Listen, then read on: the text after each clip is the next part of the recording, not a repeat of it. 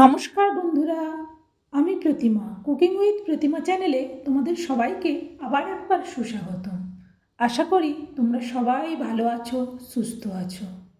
এটাই তো আমি চাই, তোমরা ভালো থাকো, সুস্থ থাকো। আর আমার সমস্ত রেসিপিগুলো দেখো।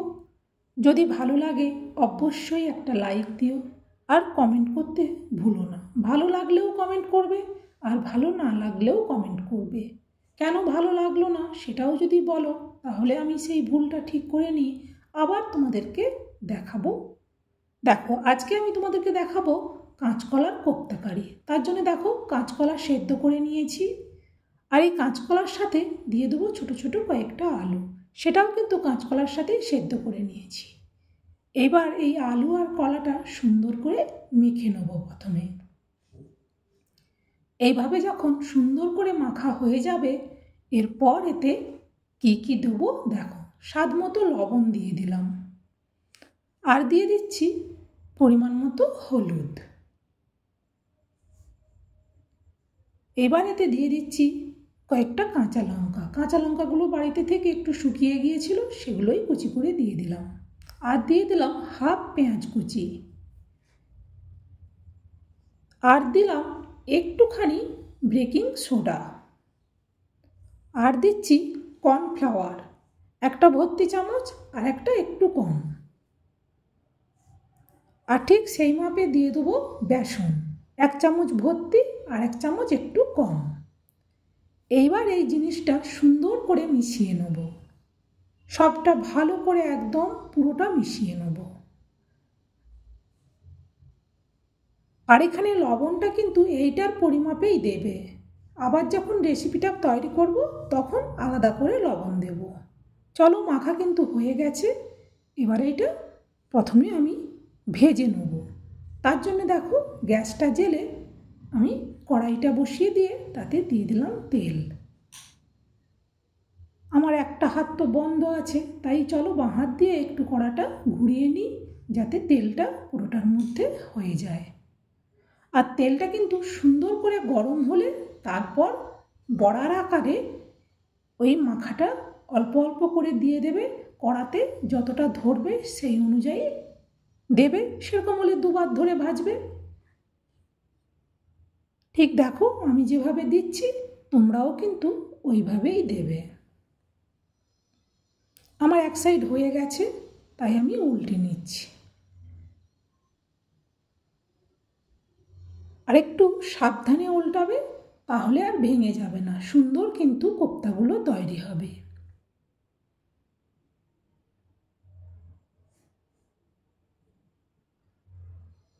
এইভাবে সুন্দর করে ভাজা হয়ে গেলে এগুলো তখন তুলে নেব।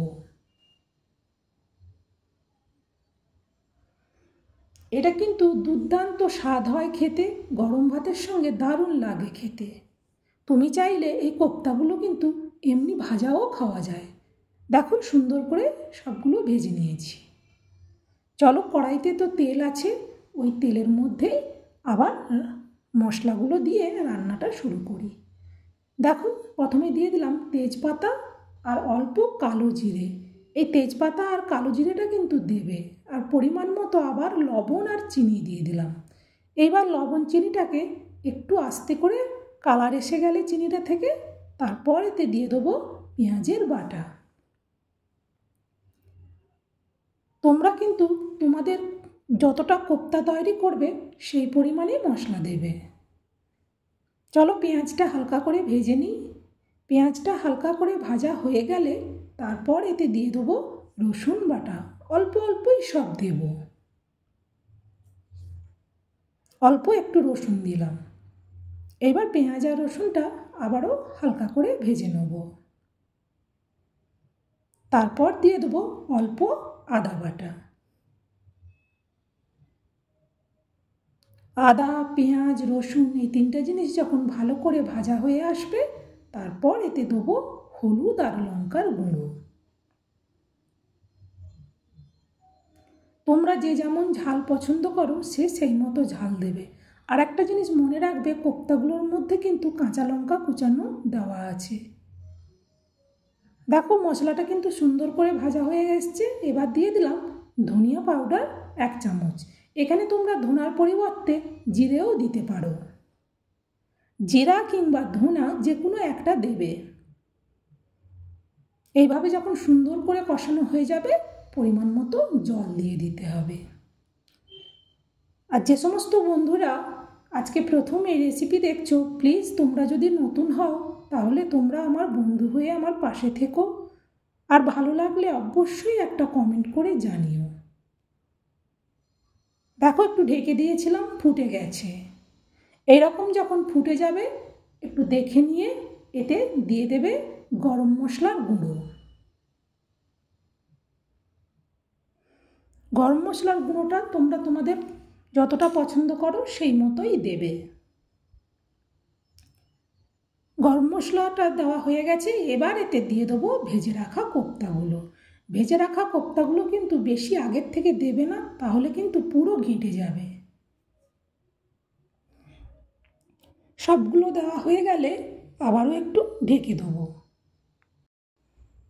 2-3 মিনিট ঢাকনা দেওয়ার পর আবার ঢাকনাটা খুলে দেখে নেব।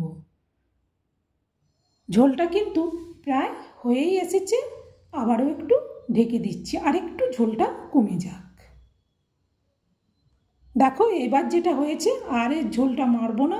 নাবানোর আগে এবার একটু দিয়ে দেবো, তোমাদের ইচ্ছে মতো 1/2 চামচ দিতে পারো, 1 চামচ দিতে পারো, ঘি দিয়ে দেবে। ঘি দিয়ে না আবার একটু ঢেকে দেবে, ঢেকে গ্যাসটা বন্ধ করে দেবে।